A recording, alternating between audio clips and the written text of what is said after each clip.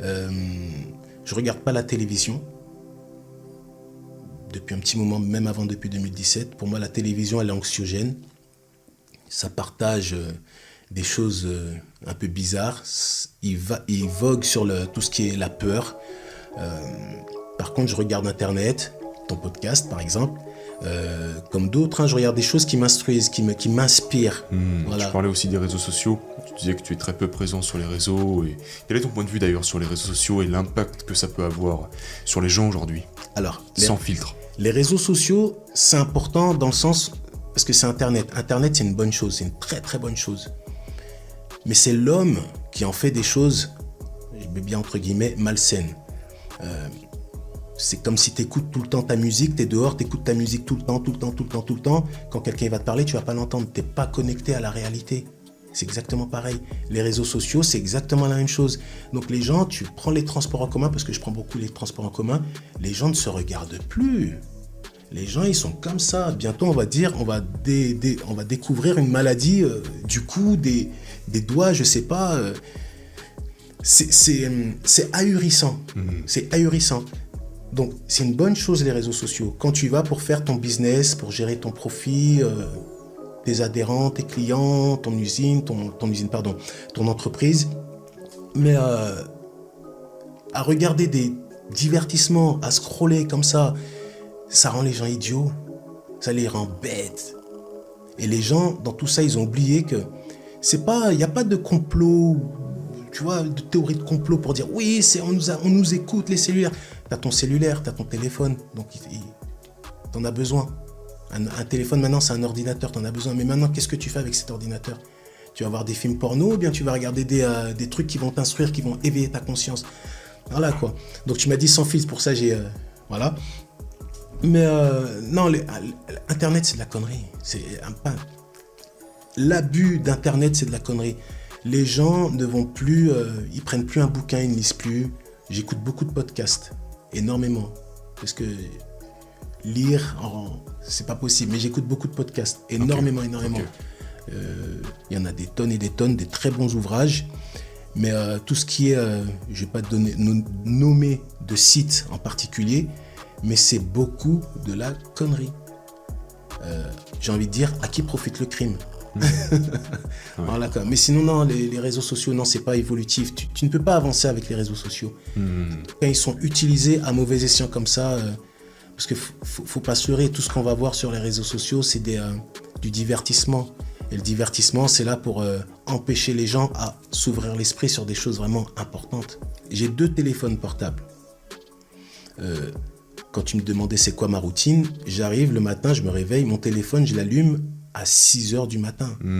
C'est pour ça, des fois, j'ai un adhérent ou une adhérente qui va me dire « Ah, je peux pas venir ce matin, mais je suis déjà parti. » Ok. Je suis déjà parti. Okay. Je dis « Oh, mais c'est pas grave, bon, ok. » Je reste positif, je peux dire « Ah, putain, tu fais chier. Ah, non, tranquille. » Ok, je dis « Bon, bah, c'est pas grave. » Mais je me réveille à 3h30, mon téléphone, je l'allume à 6h du matin, quand je suis sur le chemin, quand je suis parti, à 5h30 plus exactement. Mais voilà, j'allume pas tu te laisses pas influencer. Au réveil. Est-ce qu'on a liké mon post, ma vidéo, mon truc? Waouh! Vis ta vie, laisse les réseaux, il y a des...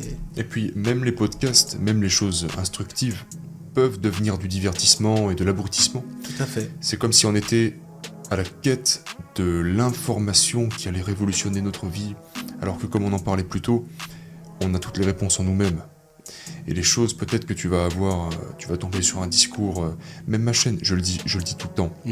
Mon but n'est pas que tu deviennes accro à mes vidéos, que tu les regardes religieusement tous les 3 jours et que tu ne fasses rien à côté. Très bien. À la limite, prends les 5 meilleures vidéos de ma chaîne, de n'importe quelle chaîne, n'importe quel podcast, étudie-les, apprends-les par cœur si c'est ce dont tu as besoin, et vis ta vie. C'est ce que je disais tout à l'heure quand on discutait. Je disais, tu peux faire tous les séminaires, toutes les retraites possibles, écouter les meilleurs podcasts du monde. Qu'est-ce que tu en fais? C'est un chemin, on te montre le chemin, mais à un moment, il faut y aller sur le chemin. D'où il y a le savoir et la connaissance. Le savoir n'est pas la connaissance. On le sait, c'est bien, tu sais ça. Comme tu disais, mais qu'est-ce que tu en fais? Est-ce que tu le mets en pratique? Une fois que tu le mets en pratique, est-ce que tu t'y tiens? Est-ce que tu gardes cette discipline qui fait peur aux gens. Le mot discipline fait peur aux gens. Et pourtant, pour y arriver, pour gagner de l'argent, on va dire, pour être bien, j'aime pas trop ce terme gagner de l'argent, parce qu'après les gens, en fait, justement, on a besoin d'argent. L'argent est un outil, on en a besoin pour construire des choses, pour avancer. Mais il y a une course, comme Bob Marley disait, rat race, la course du rat. Il y a la course de l'homme, il y a la course des chevaux, il y a la course des rats. Les gens, ils courent après l'argent, ils courent après le bénéfice. Et en fait, ils en sont déshumanisés et on confond le leader et le patron. Le leader, il va se mettre la main à la pâte, il va aider, il va pousser le chariot avec les autres. Le patron, il va se mettre sur le chariot, il va dire « Allez-y, poussez ». La différence, elle est la nuance, elle est là. Il y a une frontière, elle est infime, cette frontière. Elle est infime. Mais voilà, il faut faire attention à tout ce qu'on entend et voit sur Internet. Maintenant, il y a des bonnes choses, il y a des très bonnes choses. Mais qu'est-ce qu'on en fait de ça ? Tout à fait. Je ne sais plus c'était quel gourou qui disait ça. On va rentrer dans une période d'information vaste. Mais qu'est-ce qu'on va faire de toute cette information ? Comment on va la digérer ? C'était ces mots exacts. Comment vous allez digérer toute cette information ? C'est énorme, quoi. Qu'est-ce que tu penses du concept de tout couper ou au moins réduire au maximum le temps que l'on passe sur les écrans ? En fait, il faut avoir ses priorités. Quelles sont tes priorités par rapport à ce que tu vis, par rapport à ton existence ? Moi, je me réveille le matin, donc j'ai pas besoin des réseaux sociaux le matin. Je regarde les éphémérides le matin. J'aime bien regarder le prénom, ça signifie quoi, voilà, les saints, etc. Je te dis, j'apprends, j'aime bien.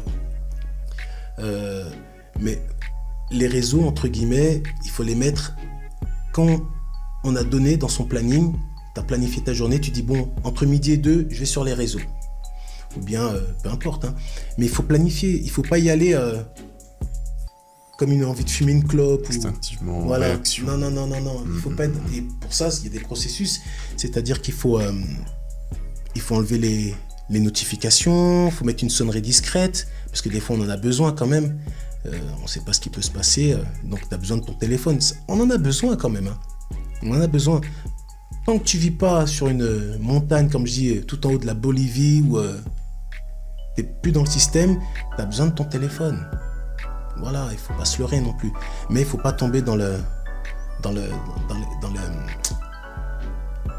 la surconsommation. Voilà, la surconsommation. L'abrutissement. Tout à fait.